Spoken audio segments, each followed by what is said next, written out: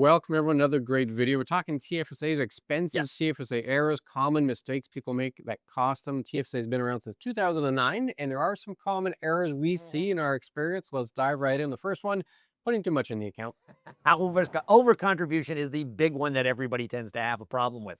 And again, the overcontribution, basically, it's a penalty of 1% per month on the excess. And unlike an RSP, there is no buffer room. An RSP gives you a $2,000 buffer room that you can't claim, but you don't have to take out. There's no penalties for it. This is not the case for the TFSA. And some of the common causes are really, simple items like TFSAs at multiple institutions. People can go and they can open one at the bank. They can open one at the investment firm, credit union, wherever. Now, if you're not keeping track of how much you've contributed, you could overcontribute. Or if you figure you got 7,000 per, then you're definitely overcontributing.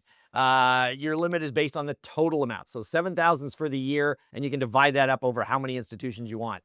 Now, if you have it at multiple firms, of course, it's easy to lose track, as we've said. And all or once, the firm can easily tell you if you have it all at one place, whether you've made contributions each year. So if you did 7,000 last year and it's all only in one place, you're going to be able to track that a lot better. But overcontribution tends to be one of those big factors. Yeah, overcontribution, multiple institutions. TFSAs in many institutions. It's one way people often overcontribute. Another is there's lots of ins and outs in the account. They put deposits, then they do withdrawals, and it's back and forth, back and forth. If you do a withdrawal, you will regain the contribution room, but not until the following calendar year. So lots of ins and outs within a calendar year could end up putting you over the limit. Again, creates a lot of tracking issues, or makes it more difficult to track to make sure you are within your limit. Yes. So you create more work to make sure you're within the bounds there. So lots of ins and outs, multiple institutions. Those are two common ways people overcontribute. The biggest, however, the largest cause, in our opinion, of overcontribution is either checking the CRA too early, or maybe not understanding how CRA really tracks the data. Yeah, and I mean, the biggest factor is that everybody assumes that, you look at your RSP by the beginning of the year, you know what you're going to get for 2025, if you did for 2024. The TFSA is not the same. The institutions do not send all that information usually to the government until, say, February of the next year. So if you contributed in one year and you look January 1, that contribution is not added in at January 1 on the government site, but the government may put it out there as though you've done nothing that year and added it to the next one. So, I mean, if you're taking a look at that sort of scenario, if we use it in an example, Jane contributes, say, 3,000 in November. That's how much room she has left for last year. And then she checks her CRA account at the beginning of January. Well, now they're saying you've got 10 grand, which is the 7 grand for this year, plus the 3 grand she didn't contribute last year. If she contributes that 10 grand again in January, she's all of a sudden made an overcontribution. And why? Because the government has not updated its site yet.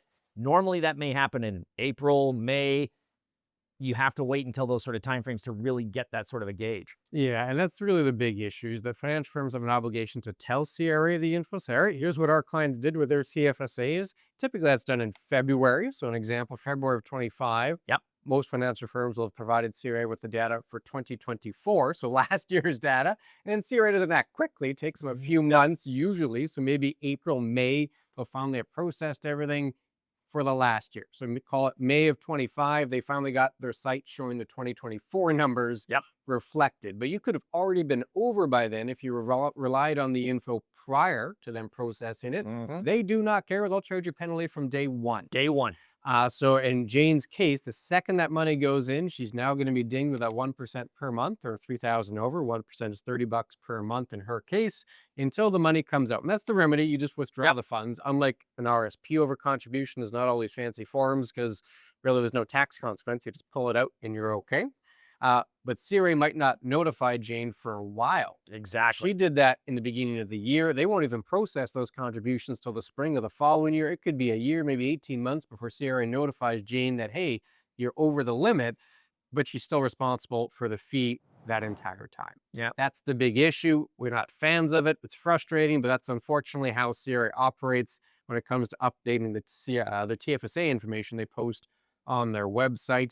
This is a common question. We have more errors, more expensive TFS errors to go, but if folks are sitting there with a question, how do they get a hold of us? Go to chatwithclintonandkevin.com. By all means, if you have questions on your TFSA, whether you've done anything right, wrong, how to keep track, things along those lines, please send them to us. We're more than happy to answer what we can, or any other financial matters that you want to know about. We'd be happy to take a look at it and see what we can do. They do come to Clinton and myself. They do not go to a robo-advisor or anybody else. We will be the ones getting back to you in a very timely fashion.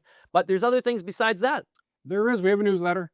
description. There's a link in the description. Click on that. You can join the newsletter community if you like. We send them out usually once a week. Lots of financial planning tips in there.